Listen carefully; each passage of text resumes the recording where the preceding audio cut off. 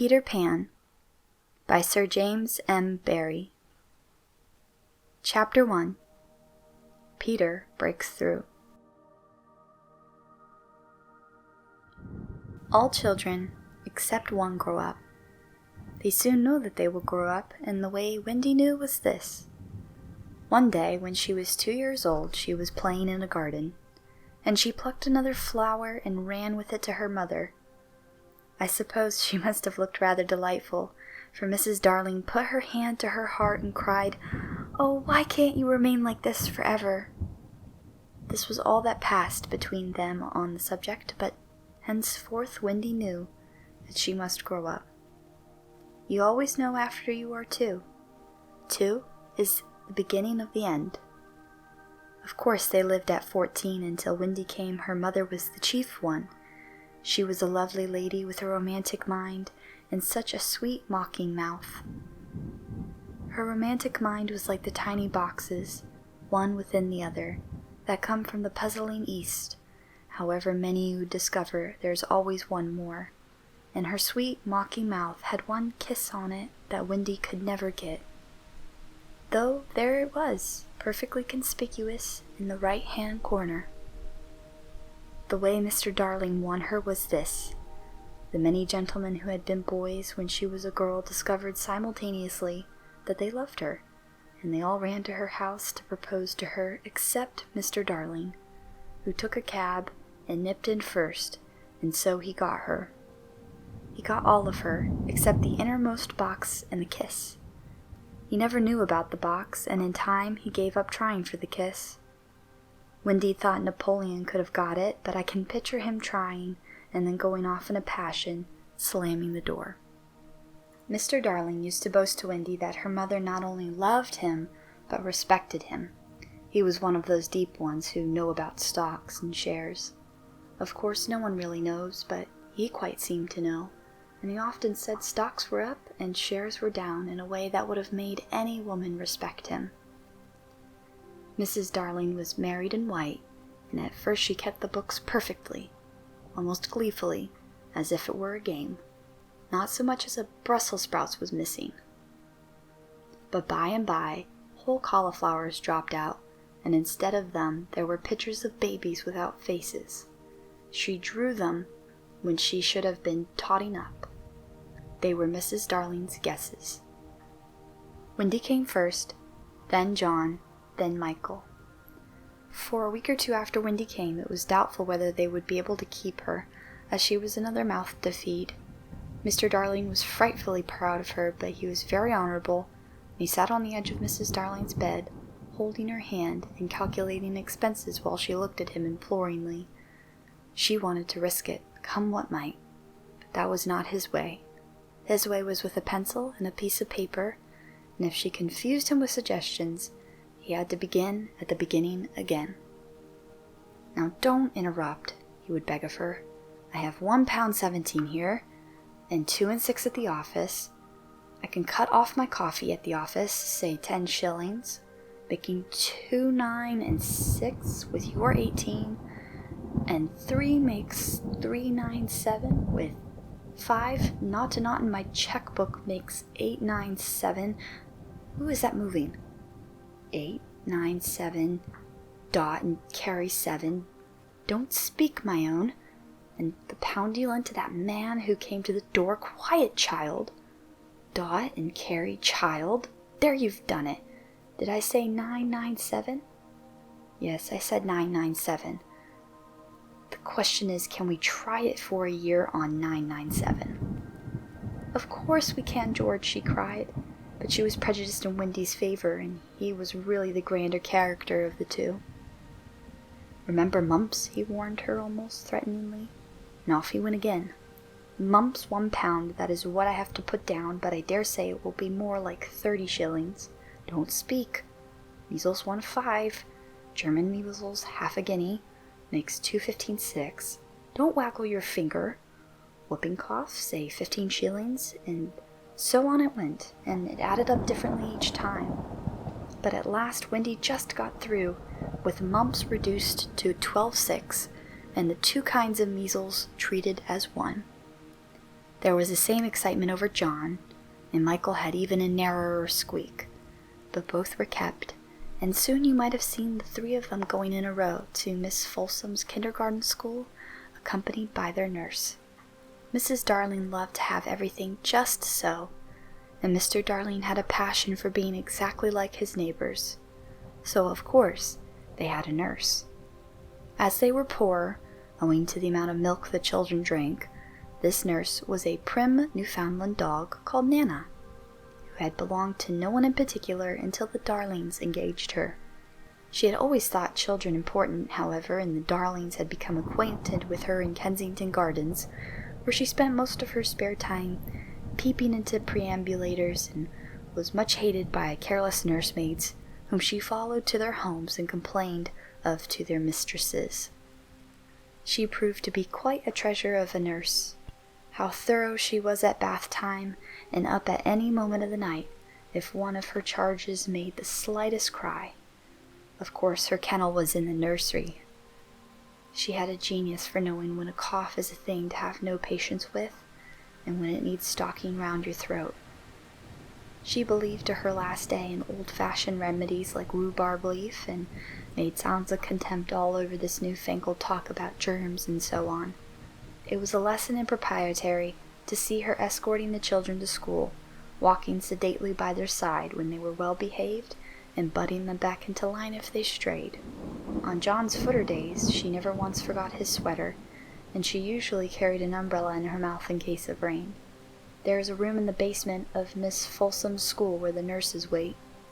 They sat on forms while Nana lay on the floor, but that was the only difference. They affected to ignore her as of an inferior social status to themselves, and she despised their light talk. She resented visits to the nursery from Mrs. Darling's friends, but if they did come she first whipped off Michael's pinafore and put him into the one with the blue braiding, and smoothed out Windy and made a dash at John's hair. No nursery could possibly have been conducted more correctly, and Mr. Darling knew it, yet he sometimes wondered uneasily whether the neighbors talked. He had his position in the city to consider. Nana also troubled him in another way. He had sometimes a feeling that she did not admire him. "I know she admires you tremendously, George," Mrs. Darling would assure him, and then she would sign to the children to be specially nice to Father. Lovely dances followed, in which the only servant, Liza, was sometimes allowed to join. Such a midget she looked in her long skirt and maid's cap. She had sworn when engaged that she would never see 10 again. The gaiety of those romps, and gayest of all was Mrs. Darling, who would pirouette so wildly that all you could see of her was the kiss, and then if you had dashed at her you might have got it. There never was a simpler, happier family until the coming of Peter Pan. Mrs. Darling first heard of Peter when she was tidying up her children's minds. It is the nightly custom of every good mother, after her children are asleep, to rummage in their minds and put things straight for next morning, repacking into their proper places the many articles that have wandered during the day. If you could keep awake, but of course you can't, you would see your own mother doing this, and you would find it very interesting to watch her. It is quite like tidying up drawers. You would see her on her knees, I expect, lingering humorously over some of your contents, wondering where on earth you had picked this thing up, making discoveries sweet and not so sweet, pressing this to her cheek as if it were as nice as a kitten, and hurriedly stowing that out of sight. When you wake in the morning, the naughtiness and evil passions with which you went to bed have been folded up small and placed at the bottom of your mind, and on top, beautifully aired, are spread out your prettier thoughts, ready for you to put on. I don't know whether you have ever seen a map of a person's mind. Doctors sometimes draw maps of other parts of you, and your own map can become intensely interesting, but catch them trying to draw a map of a child's mind, which is not only confused, but keeps going round all the time. There are zigzag lines on it, just like your temperature on a card, and these are probably roads in the island. For the Neverland is always more or less an island, with astonishing splashes of color here and there, in coral reefs, and rakish-looking craft in the offing, savages in lonely lairs, and gnomes who are mostly tailors, and caves through which a river runs, and princes with 6 elder brothers in a hut fast going to decay, and one very small old lady with a hooked nose. It would be an easy map if that were all, but there is also the first day at school, religion, fathers, the round pond, needlework, murders, hangings, verbs that take the dative, chocolate pudding day, getting into braces, say 99, 3 pence for pulling out your tooth yourself, and so on. And either these are part of the island or they are another map showing through, and it is all rather confusing, especially as nothing will stand still. Of course, the Neverlands vary a good deal. John's, for instance, had a lagoon with flamingos flying over it, at which John was shooting, while Michael, who was very small, had a flamingo with lagoons flying over it. John lived in a boat turned upside down on the sands, Michael in a wigwam, Wendy in a house of leaves deftly sewn together. John had no friends. Michael had friends at night. Wendy had a pet wolf forsaken by its parents. But on the whole, the Neverlands have a family resemblance, and if they stood still in a row, you could say of them that they have each other's nose, and so forth.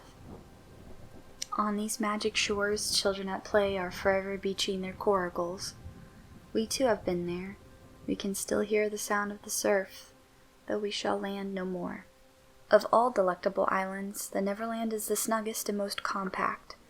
Not large and sprawly, you know, with tedious distances between one adventure and another, but nicely cramped. By day, with the chairs and tablecloth, it is not in the least alarming, but in the 2 minutes before you go to sleep, it becomes very nearly real. That is why there are night lights.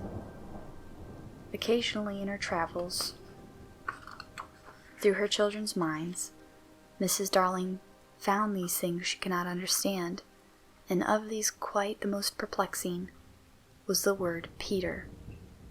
She knew of no Peter, and yet he was here and there in John and Michael's minds, while Wendy's began to be scrawled all over with him.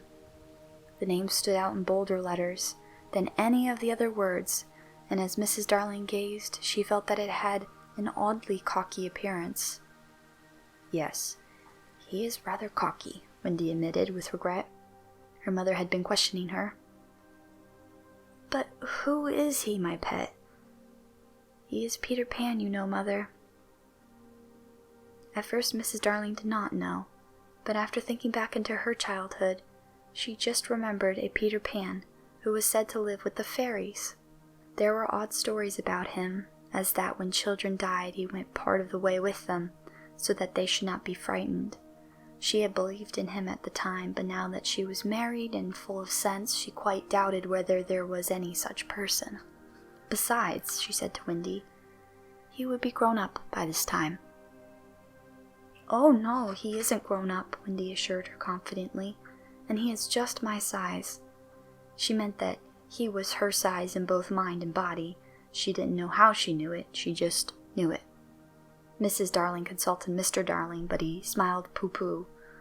Mark my words, he said, it is some nonsense Nana has been putting into their heads, just the sort of idea a dog would have. Leave it alone and it will blow over. But it would not blow over, and soon the troublesome boy gave Mrs. Darling quite a shock. Children have the strangest adventures without being troubled by them. For instance, they may remember to mention a week after the event happened that when they were in the wood they met their dead father and had a game with him. It was in this casual way that Wendy one morning made a disquieting revelation. Some leaves of a tree had been found on the nursery floor, which certainly were not there when the children went to bed, and Mrs. Darling was puzzling over them when Wendy said with a tolerant smile, I do believe it is that Peter again. Whatever do you mean, Wendy?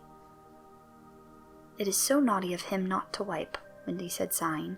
She was a tidy child.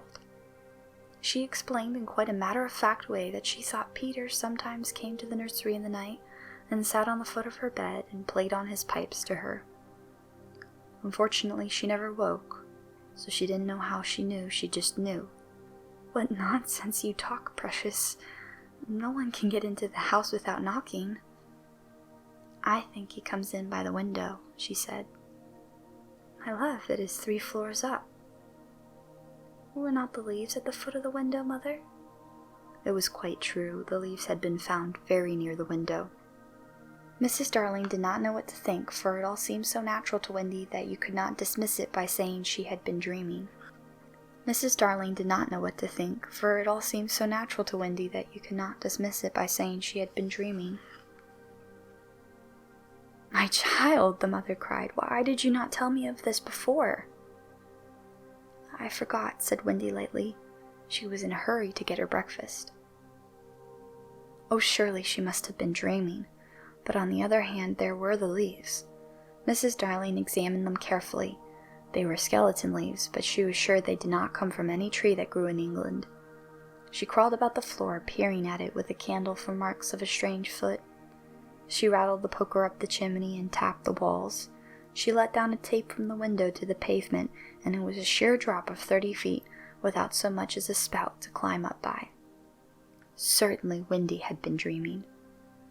But Wendy had not been dreaming, as the very next night showed, the night on which the extraordinary adventures of these children may be said to have begun. On the night we speak of all, the children were once more in bed.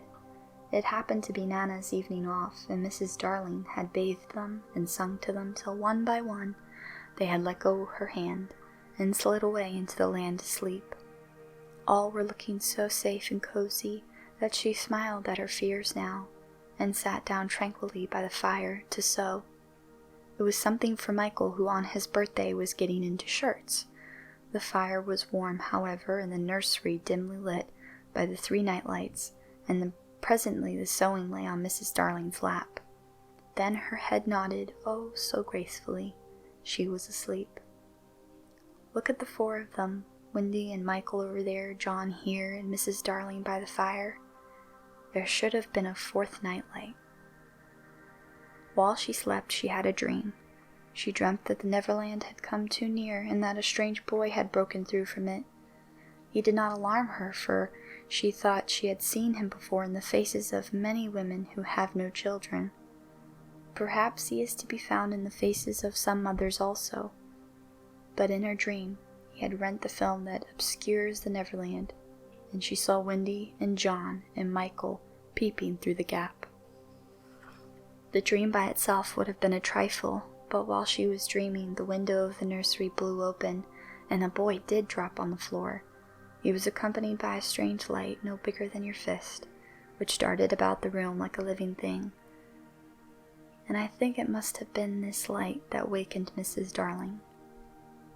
She started up with a cry and saw the boy, and somehow she knew at once that he was Peter Pan.